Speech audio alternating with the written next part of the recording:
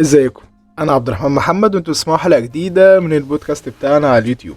حلقتنا النهارده يعني انا ببقى مبسوط كده لما الواحد يبقى متابع حد على اليوتيوب ويستضيفه في البودكاست بتاعه ده. انا عن نفسي ببقى حابب الحلقه دي اكتر منكم، فاهم؟ انا ببقى مبسوط بالشخص اللي انا مستضيفه ده، انا متابعه بقالي كتير، يعني من غير ما نخوض في مقدمات كتيره وكلام كتير مش هيقول في حقه. ازيك يا كوير؟ عامل ايه؟ ازيك انا يا عبد مبسوط الرحمن، والله عامل ايه يا انك حبيبي؟ منورني في الحلقه دي. والله انا مبسوط اكتر منك، وبرافو على الشغل الجميل اللي انت بتعمله، وان شاء الله ربنا يوفقك في كل اللي انت ربنا بتتمناه. يخليك ربنا يخليك. احنا خلينا نبتدينا كده بسرعة، ويعني ايه برضه عشان الناس اللي ما تعرفش، يعني عرف نفسك بإيجاز كده في جملتين سرعة كده ولزاز للناس اللي بتسمعنا. مين هو كوير وبدأ امتى وكل الحاجات الجميلة بقى بتاعت رحلة اليوتيوب الطويلة دي. والله انا باختصار واحد بيحب الكورة مم. جدا جدا. بتابعها من وانا صغير جدا، من اول ما وعيت على الدنيا، يعني انا بحب الكورة. متابع طبعا الكورة المحلية بتاعتنا، ومن وانا صغير بتابع دايما ماتشات اوروبا اللي كانت بتجينا في التلفزيون، اللي كانت قليلة مم. جدا. يعني انا من جيل قديم، انا بدأت القنوات المتابعة اللي هي في الأرضية التسعينات. دي.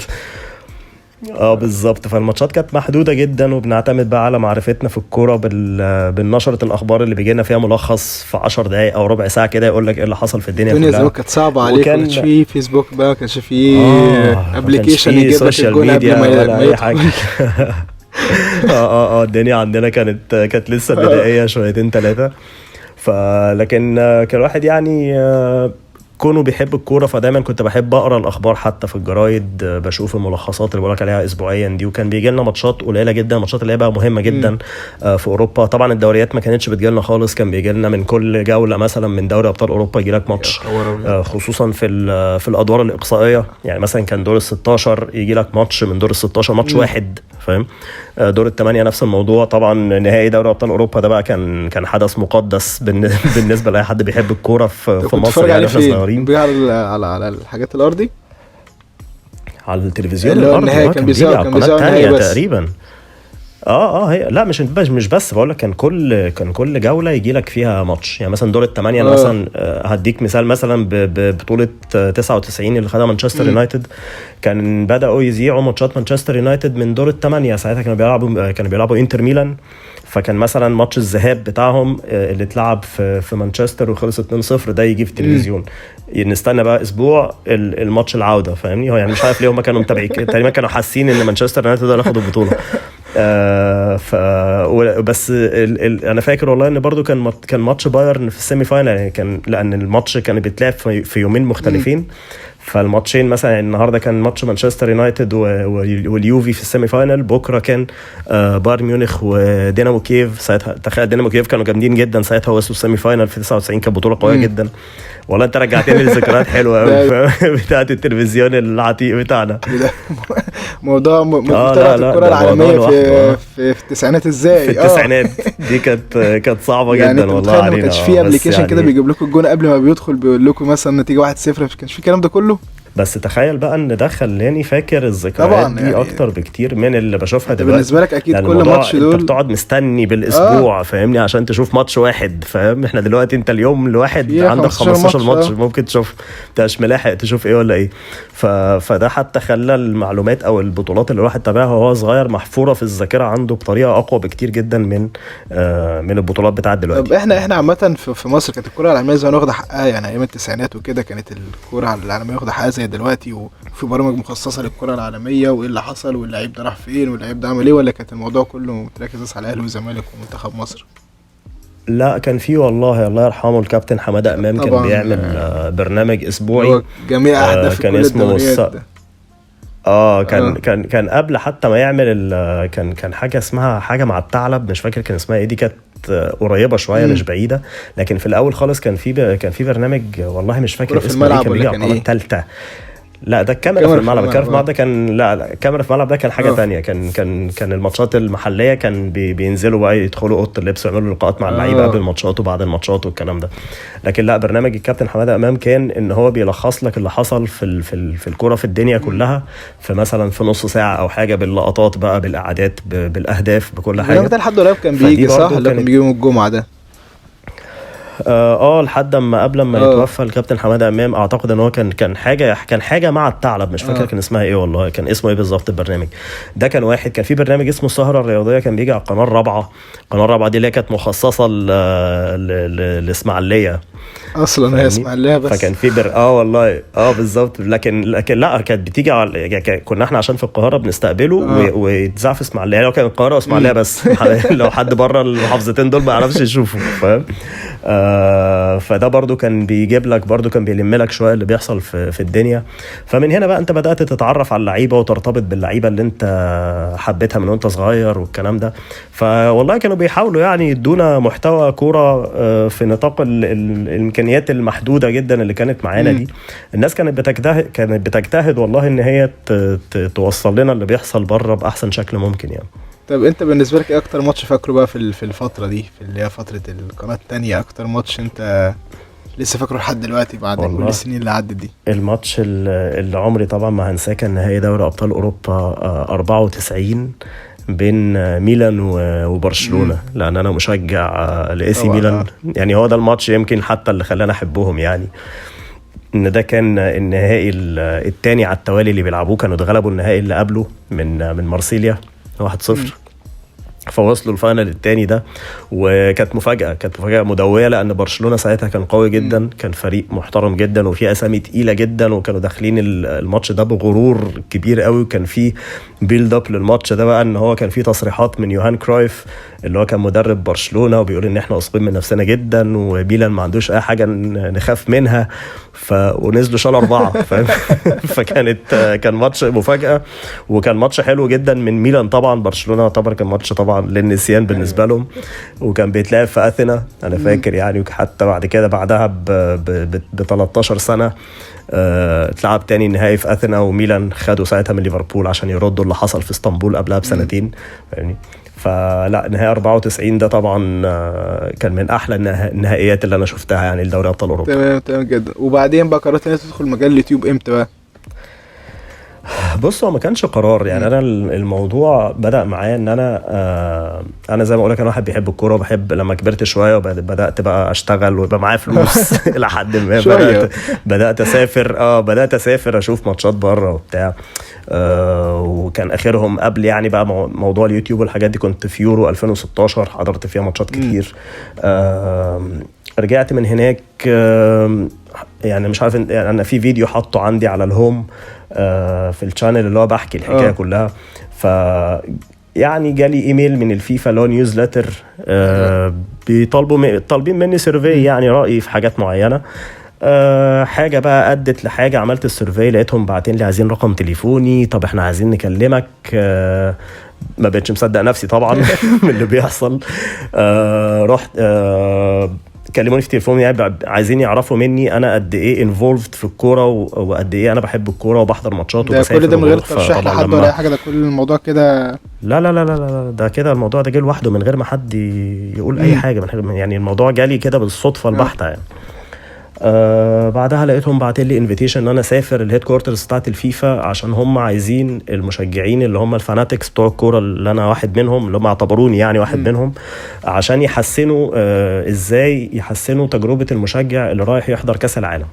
لو كان كاس العالم اللي هم ساعتها كانوا بيجهزوا روسيا بالظبط. فرحنا بقى هناك اشتغلنا على حاجات كتير قوي. ايه الحاجات اللي ممكن تبسط المشجعين بره الملعب وجوه الملعب؟ ايه المشاكل اللي ممكن تواجه مشجع الكوره اللي رايح يتفرج؟ يعني مثلا من الحاجات اللي انا كانت مضايقاني جدا دايما لما بسافر احضر ماتشات، ان مثلا الفان زونز بتاعت البطولات الكبيره ممكن ما تلاقيش فيها اكل حلال بالنسبه لنا احنا مسلمين يعني. انا مسلم، فدايما الاكل بيكون حاجات انا ما ينفعش اكلها، وانت بتقضي وقت طويل جدا. فانا مثلا شاركت معاهم بحاجه زي كده، والتقرير النهائي اللي رفعوه للفيفا لقيت فيه الكلام اللي انا قايله. وفعلا لما رحت روسيا لقيت الفرايتي بقى بتاعه الاكل كانت مختلفه خالص عن اللي انا شفتها لما كنت بروح ماتشات دوري ابطال او بروح يعني رغم فحسيت ان في تاثير يعني حتى رغم كل مشاركات المنتخبات العربيه والكلام ده كله في كاس العالم وكده ما كانوش بيعملوا الموضوع. ما كانش يا باشا، ده انا في يورو 2016 دي الملعب ما كانش بيبقى فيه ميه، لان في راعي لليويفا. هم بيعملوا مشروبات كحوليه، فانت عاوز تقول لي لازم تشوف حاجه زي كده. بالظبط. فدي كانت من الحاجات ان انا واحد مثلا جايبين ان انا كنت ممثل مثلا للمنطقه العربيه والميدل ايست، انا اديتهم الانسايتس دي، وهم واضح ان هم الحمد لله اهتموا بيها بقى في البطولات اللي بعد كده. فده كان الهدف من الفان فوكس جروب اللي عملوها في 2016، ومن ساعتها واحنا شغالين معاهم بقى على ديفلوبمنتس كتير بتحصل في كل حاجه بقى، مش بس تجربه المشجع. يعني مثلا القانون التسلل الجديد، او مش قانون، الطريقه اللي بيعملوا بيها التسلل الجديده اللي هتطبق لاول مره في كاس العالم، واللي بدات اوريدي تطبق بشكل تجريبي في دوري ابطال اوروبا في بطولات تانية احنا شغالين عليها تقريبا من سنتين معاهم. كان في ميتينجز كتير جدا عشان نحدد ازاي التكنولوجي دي ممكن تتعمل، امتى يتم احتساب مثلا التاتش بوينت بتاعت الكوره، ازاي هتشوط يعني هل نحسبها اول ما اللاعب اللي بيباصي الكوره ده يلمس الكوره، ولا لما الكوره تطلع من رجله. بص تفاصيل، يعني تفاصيل التفاصيل بيركزوا فيها، فاهم؟ فاحنا حاجات من يعني شبه دي انا بقى شغال معاهم عليها من تقريبا 2017 لحد النهارده. بما انك جوه المطبخ، موضوع الفار ده مش هيتعدل يعني؟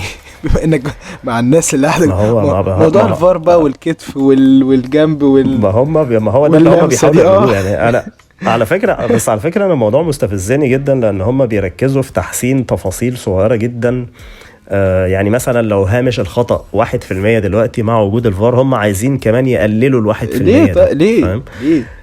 انا من الموضوع مستفزني بسبب ان مثلا احنا عندنا مشاكل تانية. يعني انت لو عايز تعمل تطوير او عايز تعمل حاجه في قاره احنا عايشين فيها، لا يا خبر ابيض، دي في بلاد ما عندهاش ملعب واحد كوره، ما فيهاش غير مشاكل يا راجل. بالظبط. فانا دايما كنت بتكلم معاهم في الموضوع ده برضو. يعني احنا محتاجين نبص، يعني هم بيناقشوا مشاكل اغنياء جدا بقى، فاهم؟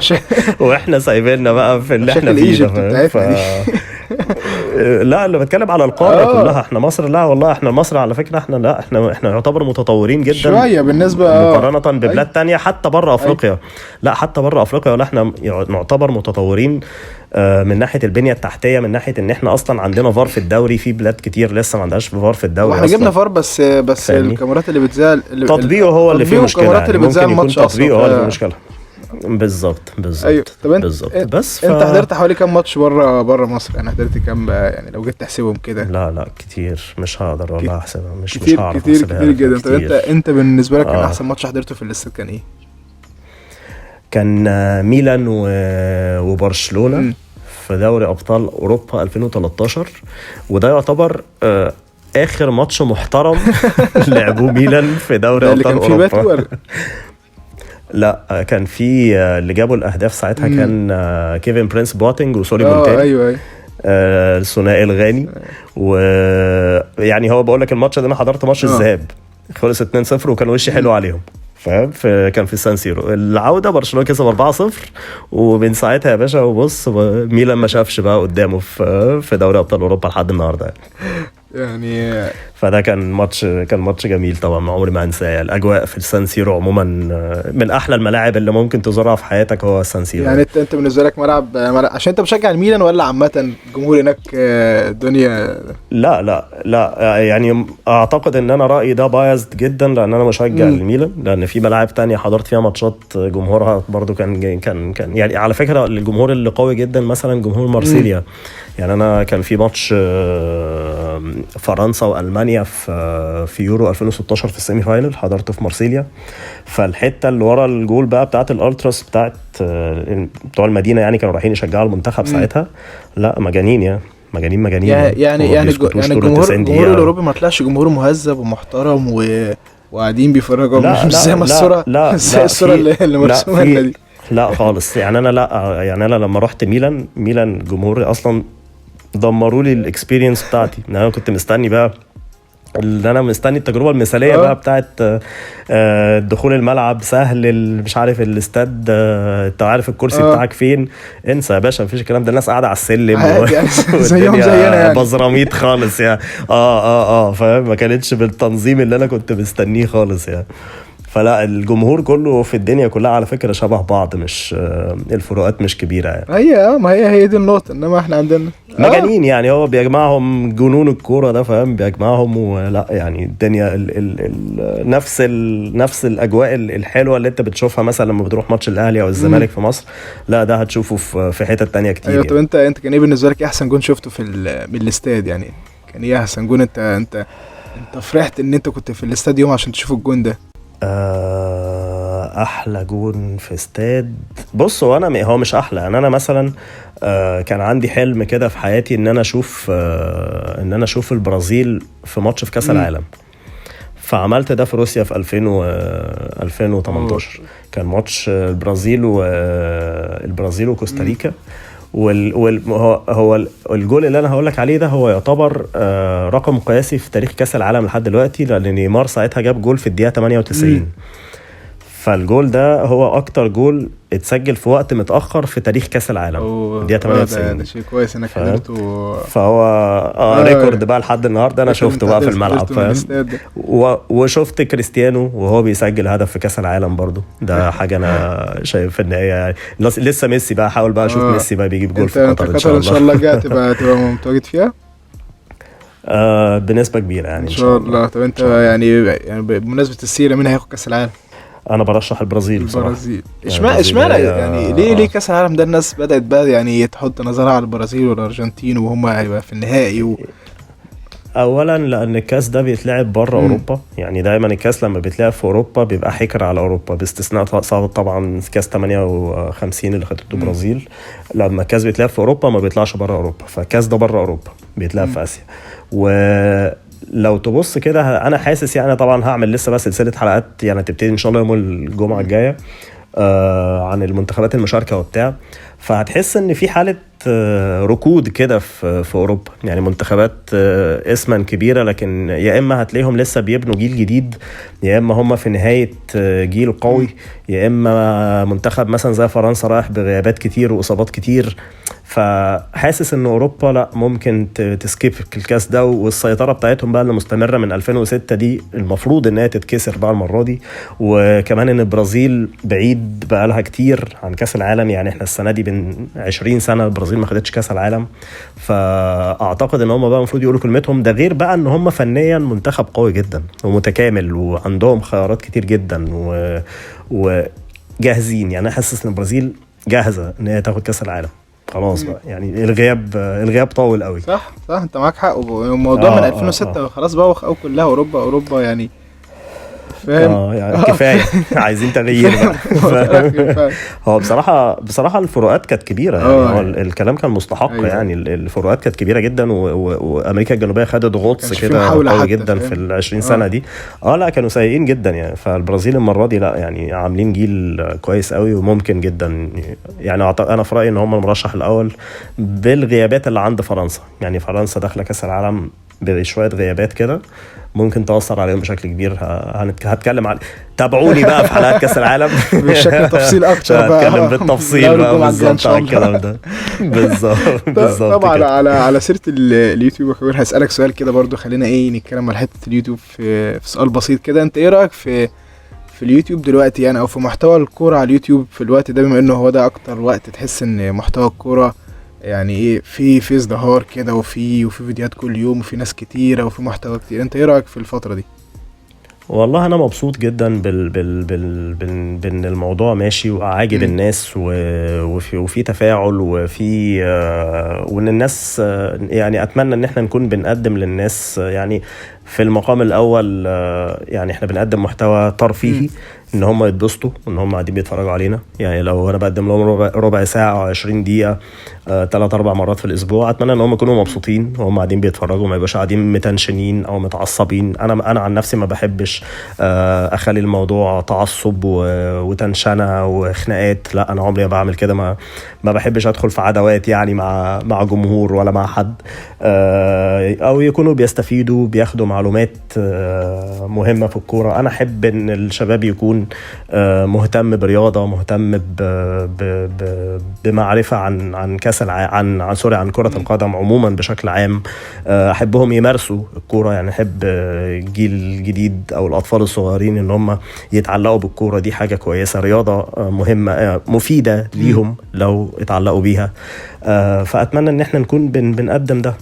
لا هو وزي ما قلت لك انا مبسوط بالناس الكتير اللي بدأت تظهر وبتعمل محتوى كروي محترم. الحمد لله بدأت تظهر اسامي كتير، واتمنى ان هم يكتروا اكتر كمان ونكبر يعني كلنا مع بعض. ده اكيد بس ليه انت مش يعني مش زي بقى اليوتيوبر؟ انت ما بتبقاش متواجد كتير في قنوات ناس تانية، فاهم؟ يعني انت متواجد في القناة بتاعتك وكل حاجة تمام والاستوديو وكل حاجة، بس مش زي ما الباقي بيعمل، يعني فاهم؟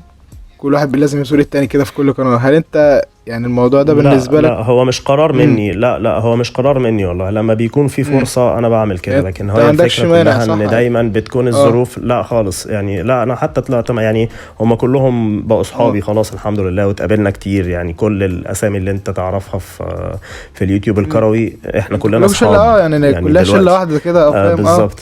بالظبط. فلا انا مش ان انا يعني انا مش واخد قرار مثلا ان انا لا مش هطلع مع حد، لا خالص. انا طلعت مع مروان وطلعت يعني ولسه صورت حاجات كتير مع ناس كتير في خلال حتى بالذات السنة اللي فاتت دي اللي اتجمعنا فيها كلنا مع بعض بسبب تواجدنا مع بعض في مثلا في كأس العرب في قطر. فلا يعني هو انا ممكن اكون مش موجود بالكثافه اللي المفروض اكون موجود بيها، لكن هي بسبب مثلا ان الظروف سفر او حاجه مش بالظبط. لكن لا يعني انا مش ضد الموضوع خالص. تمام جدا. طب عشان ايه ما نطولش عليك بقى وخلينا ننتهي لموضوع الحلقه الاساسي، يعني خلينا اسالك سؤال كده بسيط. ايه اكتر 5 ليالي كرويه في حياتك؟ اكتر 5 حصل فيهم ايه بالظبط؟ اكتر 5 ليالي حزينه، فاهم؟ انت حزينه ان انت ما شجعتش كرة القدم دي تاني.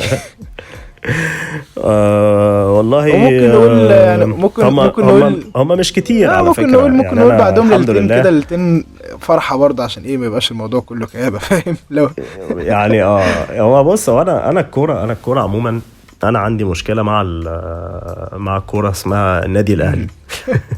يعني انا اهلاوي جدا في الدرجة الاولى. يعني انا بشجع زي ما قلت لك بشجع ميلان، بس ميلان عمره ما بيخليني انام زعلان. يعني ده غلبه صباح الفل، يعني ما عنديش مشكلة. ما باخدوش على صدري خالص. لكن الاهلي لا، الاهلي هو الاهلي ومنتخب مصر، بس يعني يمكن الاهلي اكتر كمان. وانا زي ما بقول لك انا مشجع اهلاوي، فالليالي دي المفروض ان هي مش كتير يعني الحمد لله. يعني احنا عندنا الفرحه بتكون اكتر. يعني انت اهلاوي ولا زملكاوي؟ طيب يعني ممكن بقى اللحظات الحزينه هتبقى هي فاهم. هو انا يعني بص، انا لو هفتكر كده مثلا ممكن نخليها احنا بتسلسل زمني. ممكن ما نخليش الموضوع اكتر ليالي، اكتر 5 ليالي حزينه، خلينا اكتر 5 ليالي مثيره، فاهم؟ منها الحزين ومنها الكويس. لا انا هقول لك لا اصل لا خلينا يعني ممكن نجيب 3 حزين و2 كويس، نكون محددين. يعني خلينا نكون محددين. عندك 5 ليالي حزينه اكيد هتلاقي عندي. انا مش عشان مش عايز الموضوع يتقلب، فاهم؟ ونقلب المواجع على الناس. لا والله ده عادي نفتكر كده مع بعضينا، مش مشكله. بقول لك خلينا نبتدي كده بتسلسل زمني. يعني ممكن يكون اول حاجه كانت في 2001 كان ماتش الاهلي والزمالك. كان خلص ساعتها 3-1 للزمالك. انا المشكله عندي مش في الهزيمه من الزمالك خالص. يعني انا لو اتغلبنا من الزمالك طبعا بتضايق، بس ما بتكونش كارثه يعني بالنسبه لي، عادي. يعني احنا الزمالك احنا بنكسب الزمالك، احنا بنكسب اكتر اصلا، فلو وقعنا قدامهم مره ما بيكونش عندي مشكله قوي. يعني بتضايق طبعا، ممكن يوم 2 خلاص والواحد بيفوق. لكن الماتش ده بالذات اللي انا بقول لك عليه ده مشكلته مش ان الاهلي خسر من الزمالك. الماتش ده حسام حسن سجل فيه 2 جون، وساعتها كان حسام حسن لسه النادي الاهلي مرضيش يجدد عقده في صيف 2020 صيف سنه 2000. يعني قبل الماتش ده اتلعب مثلا ب7-8 شهور كده.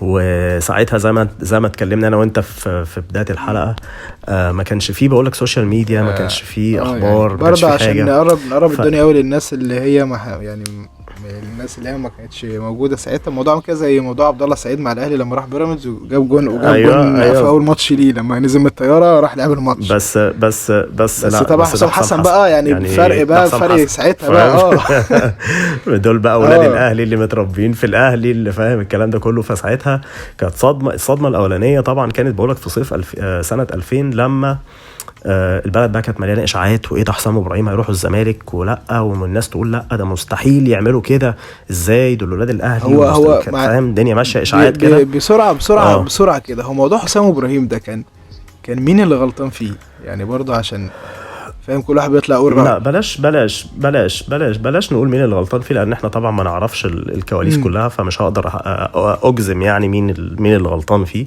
لكن انا طبعا كمشجع اهلاوي مش قابل فكره خالص ان 2 اساطير زي حسام ابراهيم حتى لو يعني مشي من الاهلي بالظبط. يعني انا في الاول والاخر مشجع فاهم، فانا مش هقول لك راي حد يعني خبير، لا انا بقول لك راي المشجع اللي كان ساعتها صغير في السن، اللي هو مش قابل فكره ان الاسطوره بتاعه لما يخلص كرة او النادي ما يجددلوش عقده يقرر انه يروح للغريم الازلي فاهم. فالموضوع بقولك كان صدمه كبيره يعني على جمهور الاهلي تقريبا كله. ما كناش متخيلين انه حسام وابراهيم يعملوا كده. فكانت بقى الصدمه الاكبر ان هم ساعتها الماتش الدور الاول حسام وابراهيم تقريبا الاثنين ما لعبوهوش تقريبا، مش فاكر كان ايه السبب، اصابات او حاجه كده. ماتش الدور الاول كان خلص 1-1 والاثنين ما لعبوهوش. ماتش الدور الثاني بقى هو ده اللي بدأوه، وحسام حسن يا باشا راح حاطط فينا الجون الاول، وانا كنت في الاستاد كمان الماتش ده. فحسام حسن بقى جاب الجول الاول وجري يحتفل ويعني فاهم. والتاني وكان الجون الثالث كان ساعتها مدحت عبد الهادي جاب الجون الثاني، وحسام حسن جاب الجول الثالث بقى اللي قتل الماتش، وبرده جري يحتفل. وابراهيم حسن راح يتخانق معانا بقى عند مدرجات، وبص كانت ليله يعني صعبه جدا. فكمل علينا بقى الصدمه بتاعت ان هو اتنقل الزمالك، لان هو بقى بيجيب اجوان في الاهلي وبيسجل فينا وبيحتفل فكانت كانت فده كانت ذكرى يعني مش لطيفة خالص ليا يعني في الكورة عموما، ويوم اتضايقت فيه جدا واتضايقت فيه مدة طويلة يعني. ده انت لسه فاكره بعد ما عدى حوالي 16 سنة. انا بقول لك 20 سنة 20 سنة النهاردة تخيل يعني. اللي بعد كده بقى يا باشا ممكن يكون مين؟ ماتش مصر والجزائر بتاع 2009 بتاع مدربان. انا والعشم الكبير. انا مشكلتي العشم الكبير دي، ما هو دي ليله عشم كبير قوي، لان انا برضو كنت في الاستاد قبلها ب4 ايام. حضرت جول في الاستاد. انا كنت في الاستاد فاهم. انا كنت في الاستاد يوم ماتش متعب ده يا معلم، وانا دقت طعم التاهل لكاس العالم، دقت طعم حلاوه التاهل لكاس العالم بتاع متعب ده، اللي هو احنا كنا في عنق زجاجه ومش عارفين نخرج منه ازاي من ساعه. يعني احنا على فكره لو اي حد مركز في الكوره وبيحب الكوره هيفهم ان احنا التصفيات دي اتعربت علينا من الجوله الثانيه او الثالثه. ساعتها لما الجزائر كسبتنا في الجوله الثانيه، واحنا اصلا متعادلين مع احنا متعادلين اول ماتش، وبعد كده بعد ما كسبتنا الكارثه بقى ان هي راحت كسبت زامبيا في زامبيا. الماتش ده هو اللي قتلنا فاهم. فاحنا بقى من ساعه الماتش ده لحد جون متعب احنا بنحاول نلحقهم فاهمني، يعني احنا بنحاول نلحقهم. فاول ما لحقناهم انا عارف ان احنا اجمد منهم، يعني احنا كمنتخب احنا يعني كمستوى فني لا احنا اقوى بكتير من الجزائر في الوقت ده. وغير ان احنا جامدين، الجيل ده الجمهور كان بيحبه قوي، يعني بيحب الافراد، بيحب اللعيبه بالمدرب اللعيبه بالمدرب. الحاله كانت حلوه قوي فاهم. فلما حصل بقى اللي حصل في السودان، انت صعبان عليك ان الجيل ده اللي هو في رايي ممكن يكون احسن جيل لعب كوره في تاريخ مصر ما وصلش كاس عالم فاهمني، بعد كل بقى الشقلبه اللي اتشقلبناها، وخدنا 2 افريقيا ساعتها قبلها ورا بعض قبل ما ناخد الثالثه في انجولا. فاللي هو الحزن كان مضاعف بسبب عوامل كتير، اللي هو انت عايز تشوف الجيل ده في احسن فتره ليه بيلعب كاس العالم. انا زعلان على الناس دي، وكمان كانوا كبروا حسرتي على الناس دي، وكانوا كبروا في السن وكانوا كبروا في السن، واحنا عارفين ان تقريبا 80% منهم خلاص مش هيقدروا يكملوا معاك لتصفيات 2014. فهي كانت نهايه الجيل ده. طبعا الحمد لله كان في نهايه احلى ان هم راحوا خدوا كاس الامم في انجولا. لكن الواقع بقى بتاع ان احنا عدم تاهلنا لكاس العالم ده بالذات، يعني ما احنا خرجنا ماشي من زي كاس العالم كأس العالم. كتير يعني احنا على طول بنخرج من كاس العالم يعني بس دي دي كنا اللي هو قريبين قربتك جدا، قوي وانا بعد كان ما رايي اتعشمت خلاص لا برضه مش هتصعد، راحت برضه مش منك. هتصعد. بالظبط، دي كانت قاتله يعني، اللي هي حسستني ان احنا فعلا بقى ممكن ما اشوفش منتخب مصر بيلعب كاس عالم بقى في حياتي كلها أيوة. يعني. فهي كانت صدمه قويه جدا في 2009 لما مصر ما وصلتش كاس تمام. العالم. رقم 3، خش على رقم 3. 3 نقول مين ممكن. مصر برضو قدام الكاميرون في نهائي افريقيا 2017 اللي هي في الجابون. بطولة الجابون والكابتن دي كانت مشكلة بالنسبة لي بسبب ان انا يعني عاصرت منتخب مصر وهو بياخد كاس 98 وهو بياخد 2006 2008 2010، فاتولد عندي كده قناعة ان احنا ما بنخسرش نهائي، تأهلنا للنهائي كاس الامم.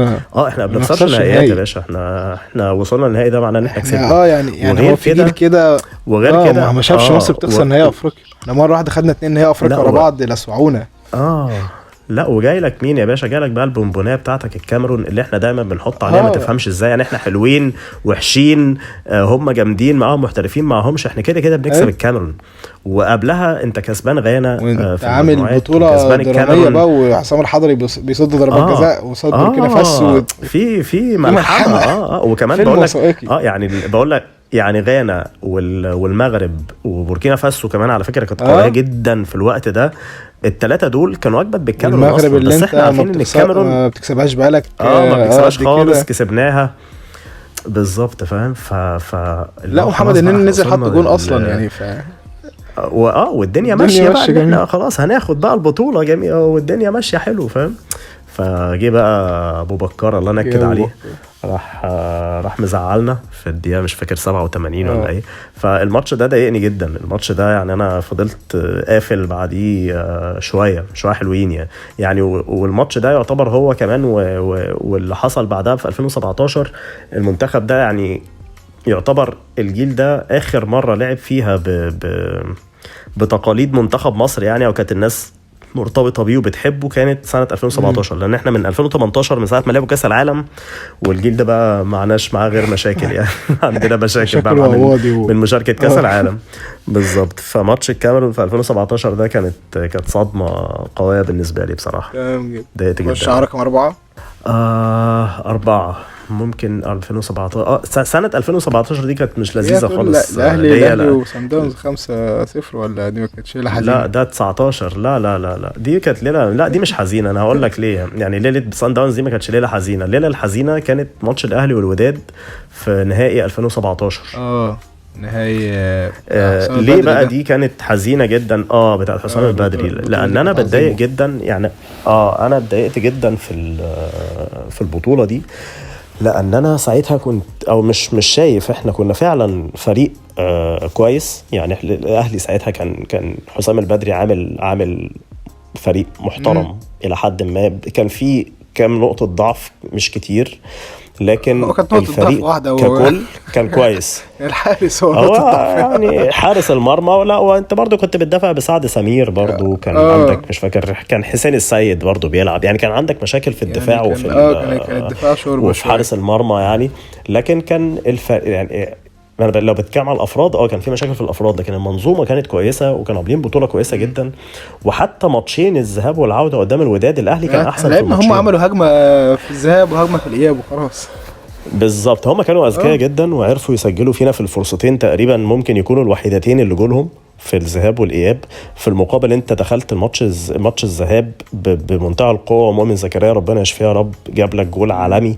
بعدها بدقيقتين بقى وليد ازارو منه لله فاهم كان هيجيب جول يعني انفراد جابه كنا خدنا البطوله بقى. كان الماتش فتح معاك وانت اصلا لسه جاي من فوز على النجم الساحلي كسبانه 6 كان ممكن الماتش ده يفتح معاك بقى وتكسب سكور. راح طبعا وليد ازارو مطوحها في السماء وجي والتحكيم بقى مش عايز اتكلم عليه لان هو كان عامل برضه في بطوله 2017 كان ما كانش هو العامل الاساسي ان احنا خسرنا البطوله دي. فانا اللي ضايقني جدا ان احنا كنا فريق افضل في الماتشين، الفريق اللي صنع فرص اكتر اللي سعى للفوز اكتر وما قدرناش ناخد البطوله. في البطوله دي ضايقتني جدا يعني. ده تقريبا النهائي اكتر نهائي مخليني زعلان فاهم. لان انا يعني في مواقف تانية منها مثلا ماتش سان داونز اللي انت قلت لي عليه ده، لا ده انا حاسس فيه بغضب اكتر ما انا حاسس بحزن. زعلان على البطوله دي ان احنا الاهلي لعب بطوله كويسه. طب البطوله بتاعت بتاع كارتيرون بتاع الاهلي بتاعت تضرب يا بدر، لا دي يا باشا لا لا لا لا، ما انا بقول لك دي واحده من المواقف اللي انا بحس فيها بالغضب مش بالحزن. انت بتلعب ماتش يعني انت بتتكلم انت مجهود جامد وفي الاخر ما عرفتش. كنت عامل مجهود وانت فريق كويس وانت الطرف الاحسن وفي الاخر خسرت. على فكره ما يعني انت لو تلاحظ برضو هتلاقي ده متطبق معاك برضو في ماتش مصر والجزائر في 2009 ومتطبق معاك في مصر والكاميرون. مع اننا مثلا خسرنا قصاد السنغال، فاهم. دي لا دي انا مش زعلان منها قوي، لان السنغال طبعا احسن مننا بكتير وهم اللي يستاهلوا يكسبوا، فاهم، في كاس الامم وفي كاس العالم. يعني لا هم منتخب احسن مننا، لكن اللي انا بكلمك فيهم دول ومعاهم طبعا ماتش الاهلي والوداد، ان لا احنا كنا افضل. يعني انا بتضايق جدا. هي ودي الكوره، يعني الكوره دايما مش الافضل هو اللي بيكسب في الكوره، ودي ده سيناريو ريزل بيحصل في الكوره ساعات. دي اللي تخلي فيه قهر فعلا. دي اللي بتخليني زعلان بقى، ان انا كنت قريب جدا وان انا شايف ان انا الافضل وانا اللي استاهل ان انا اكسب وما كسبتش، فاهم. فدي بتخليني متضايق. يعني دي الحاجات اللي بتخليني احس بالحزن او ان انا زعلان فعلا، فاهم. ايوه. رقم 5 بقى واخر حاجه، او في ممكن 6 لو في 2 في ليلتين انت مش قادر تفاضل بينهم، يعني عادي. والله في ليله انا اتضايقت فيها جدا، وهي بقى انت هتتفاجئ اصلا باللي انا بقوله لك. كانت ليله نهائي دوري ابطال اوروبا بتاع ليفربول والريال في 2018. وطبعا انت عارف انا زعلان ليه. يعني انت اكيد من غير ما اقول، يعني فاهم. يعني انا مش عشان انا مشجع ليفربولي متعصب، لا طبعا، يعني عشان احنا كنا مستنين مشاركتنا في كاس العالم دي بعد غياب 28 سنه، وصلاح هو النجم بتاعنا راموس يمس علينا. انت متخيل ان انا ما كملتش الماتش ده ماتش نهائي دوري الابطال الوحيد من يوم ما وعيت على الكوره اللي ما كملتوش. كان والله العظيم ما كملته، ما شفتش بعد ما صلاح طلع خلاص بتاع.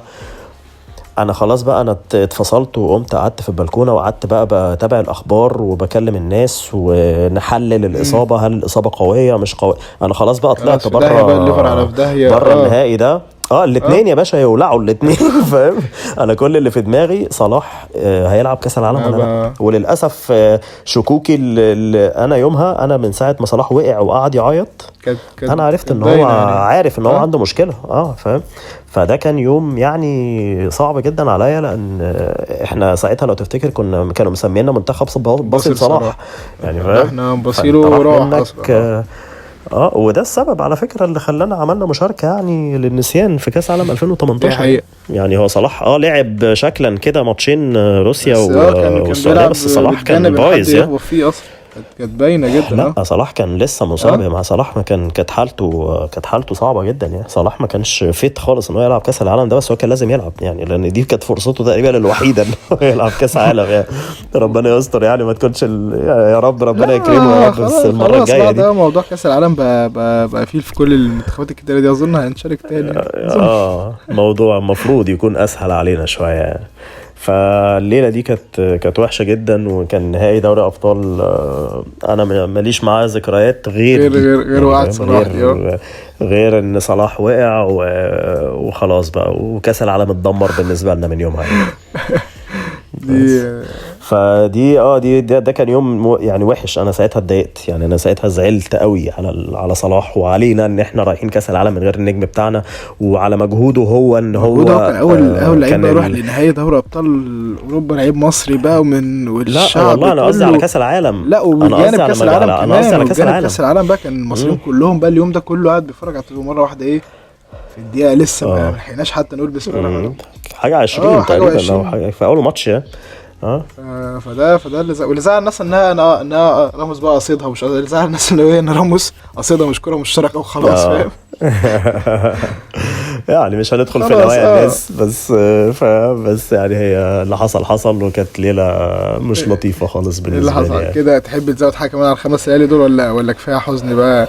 لا يعني هو انا والله ما فيش في دماغي اصلا حاجه تانية غير دول. يعني زي ما اقول لك في بقى حاجات تانية ممكن تحسسك ان انت غضبان مش لا زعلان. لكن مثلا لو احنا عايزين مصر وجنوب افريقيا في 2019 البلد كلها كانت مش طايقه المنتخب اساسا، فاهم؟ ولما خرجوا الكل قاعد يعني ما حدش كان زعلان ده عليهم، ده الكل كان فرق بقى بين عمال مصر فاهم. والكاميرون بتاع النادي احنا كنا بنتكلم عليه، ومصر وجنوب افريقيا الناس كلها طالعه اصلا بالظبط تشتم في اللعيبه، على تشتم بالظبط. في المدرب، على تشتم في الله الناس. ينور في عليك. ده كويس ان انتوا م- طلعتوا، لو م- كنتوا م. كملتوا كنتوا هتفضحونا اكتر. الناس كانت خارجه تقول كده. بالظبط اه بالظبط. برضو الماتش بتاع الاهلي والترجي اللي احنا اتكلمنا عليه، فاهم؟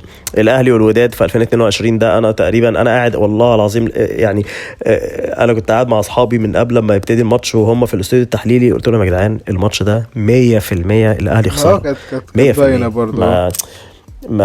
انا من داخل الماتش وانا خسران من قبل ما الماتش اي يتلعب، بعد كل الباك جراوند اللي حصلت قبل الماتش والطريقه والخناقات والبيانات والجمهور هيروح ولا مش هيروح، طب لا دول عايزين ياخدوا مدرجات مننا، فاهم؟ ما كانش ماتش الدنيا كلها كوره كانت متسهله، يعني. ده ما كانش ماتش مترتبه. كوره. ايوه ما كان يعني ده ما كانش ماتش كوره. وانا بقى مش هطلب من اللعيبه ان هم بقى يبقوا حجر ويتجاهلوا كل الكلام ده، واطلب منهم بقى ان هم يروحوا يلعبوا الماتش النهائي من ماتش واحد على ارض المنافس ويكسبوه. لا انا كنت اتعاملت مع النهائي ده بطريقه تانية خالص، وكنت متوقع اللي حصل بالظبط، وهو اللي حصل يعني ان احنا لعبنا ماتش ما لعبناش اساسا يعني. احنا ما جيناش الماتش ده وخسرنا ومشينا، فاهم؟ بس ففي مواقف كده ان انت فاهم يعني. مثلا ماتش السنغال اللي حصل قدام السنغال برضو في 2022 اللي حسسني بقى بالغضب في موضوع مصر والسنغال بقى في كاس العالم وفي كاس الامم، هو تعامل الناس والاعلام مع الخسارتين. يعني الناس عماله بتهاجم كيروش، بتهاجم مش عارف مين، بتهاجم لعيبه يا جماعه في يا جماعه احنا عملنا معجزه بان احنا وصلنا اصلا للبوينتس دي. البطوله كان الناس تقول لك احنا اخرنا دور ال 16 بس. بالظبط فاهم. فانت بتتكلم في ايه؟ انت زعلان زعلان ايه يا ابني؟ وبحلل بقى طريقه اللعب واللا وكانت في ايدينا وحصل واللي انا كنت متضايق منه ومتعصب منه، حصل ان الهجوم اللي حصل على كارلوس كيروش ده واللي حصل على المنتخب فكلك يعني كان عندك مشروع، كان مشروع كويس جدا، مشروع واعد مشروع واعد ممكن يتطور مع الوقت، لكن الحاله الغريبه اللي حصلت دي نهت لك المشروع ودخلنا تاني في دوامه بقى ان احنا ابني من جديد بقى، نجيب لعيبه ابني من جديد بقى. دي حقيقه بالظبط دي حقيقه. بس فيعني ده كده بشكل عام اللحظات اللي مش لطيفه اللي ممكن يكون الواحد حس بيها. احنا لينا حلقه تانية ننفع بقى اللحظات اللطيفه ونفرح شويه بقى بعد كاس العالم، نفرح الناس معانا. بالظبط انت نورتني والله يا كبير يعني، واتمنى ان تكون حلقه خفيفه عليك كده واكيد دي مش اخر مره بقى حبيبي عبد الرحمن. اكيد والله انا اتبسطت جدا بالكلام، حتى الذكريات اللي مش لطيفه دي برضو الواحد محتاج يفتكرها كده من وقت للتاني، بس ما تتكررش يعني، نفتكرها من غير ما تتكرر، بس يعرف ان الكوره عشان الواحد بس يفتكر ان الكوره مكسب وخساره مش مكسب بس يعني. دي حقيقه. ان شاء الله كمان ما تكونش دي الحلقه الاخيره، ولينا جزء تاني اكيد، وكاس العالم بقى لطيف عليكم وحلقات يعني ان شاء الله تكسر الدنيا اكيد. حبيبي يا عبد الرحمن ربنا يخليك، وكل التوفيق ليك يا باشا في حلقاتك وبودكاستاتك، وركز كده واشتغل وتوصل ان شاء الله لكل اللي انت عايزه ان شاء الله. وبكده نكون وصلنا لاخر حلقتنا، يا رب تكون عجبتكم، وما تنسوش بقى اللايك والشير والسبسكرايب وكل الحاجات الجميله دي، واستنونا الحلقه الجايه من مش بودكاست.